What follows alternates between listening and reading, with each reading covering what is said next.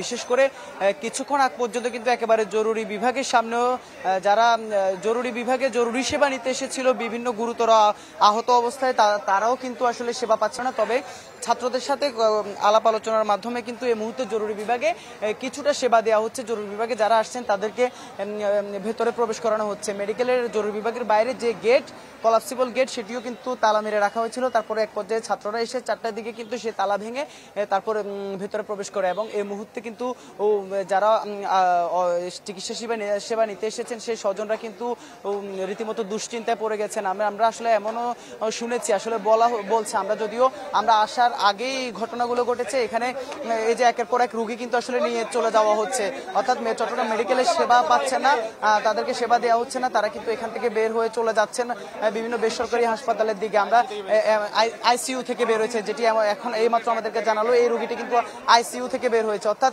মেডিকেলের জরুরি বিভাগ না, শুধু ভেতরে নার্স থেকে শুরু করে ডাক্তার, ইন্টার্ন ডাক্তার, কোনো ডাক্তারই কিন্তু আসলে কোনো সেবা দিচ্ছে না। ঢালাইয়ে দৃঢ়তা, নির্মাণে নিশ্চয়তা, প্রিমিয়ার সিমেন্ট, ঢালাইয়ের রাজা। যার কারণে আমরা আসলে দেখছি এখানে যে স্বজনরা তারা রীতিমতো আহাজারি করছেন।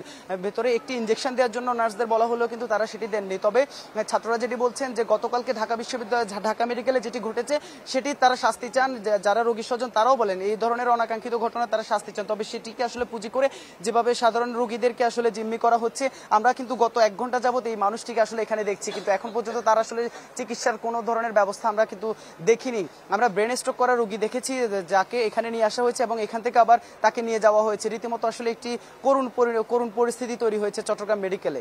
মঞ্জুর। ইবেন, ধন্যবাদ আপনাকে। দর্শক, চিকিৎসকদের ডাকে চট্টগ্রাম মেডিকেলেও কর্মবিরতি চলছে, সে খবর জানাচ্ছিলেন সহকর্মী ইবেন মিট।